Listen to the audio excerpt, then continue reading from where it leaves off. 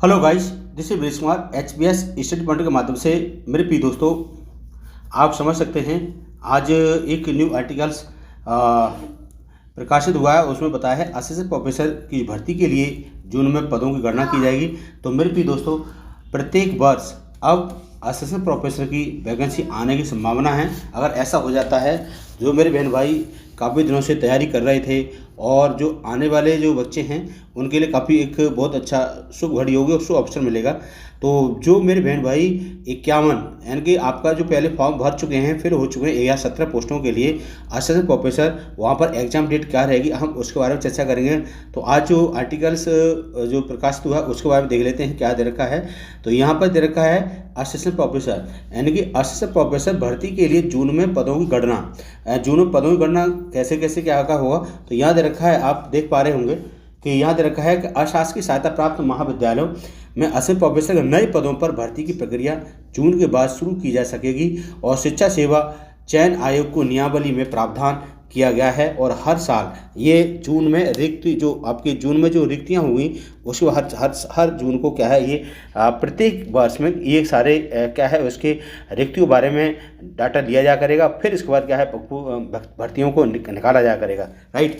तो इसके बाद रखा है कि यहाँ पर इससे पूर्व में आयोग के अधियाचन भेजने जाने के कोई भी एक समय सीमा निर्धारित नहीं थी, लेकिन अब क्या है ये सब अब पहले से अगर ये सारी प्रोसेस चलेगा तो आपको कंटिन्यू क्या है भर्ती आती रहेंगी। तो इसमें जो मेरे बहन भाई तैयारी कर रहे हैं असिस्टेंट प्रोफेसर की और काफ़ी दिनों से बाद भर्तियां कम मिलती हैं, ओवर एज हो जाते हैं, बड़ी दिक्कत इस बात की है। तो मेरे प्रिय दोस्तों, उनके लिए बहुत अच्छे गोल्डन चांस है और यहाँ पर अच्छी बात है। और उच्च शिक्षा निदेशालय जुलाई में शिक्षा सेवा चयन आयोग को भेजेगा अधियाचन। शिक्षकों की सेवानिवृत्ति के आधार पर अब हर साल होगी रिक्त पदों की गणना। ये बहुत अच्छी बात है कि आपकी जो सेवानिवृत्त हो जाएंगे उनकी हर साल क्या है रिक्तियों पर गणना होगी, फिर उसके बाद क्या आपको पदों को निकाला जाएगा।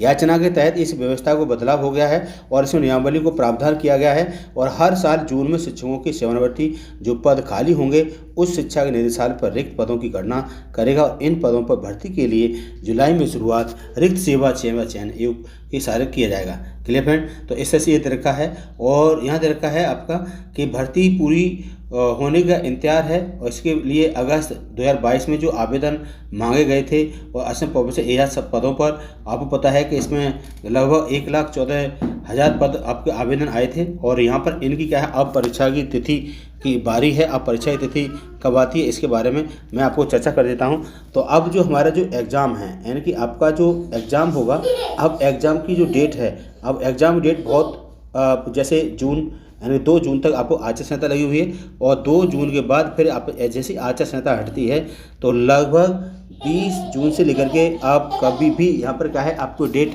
क्लियर हो सकती है एग्ज़ाम की।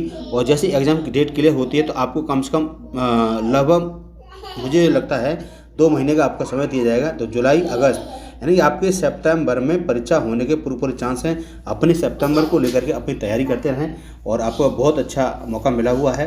Clear friend. तो ये आज की न्यू अपडेट थी, आपको देनी थी। अगर हमारी वीडियो पसंद आती है प्लीज़ उसे लाइक और शेयर और सब्सक्राइब करें। Thank you, bye bye and take care. अपना ख्याल रखें।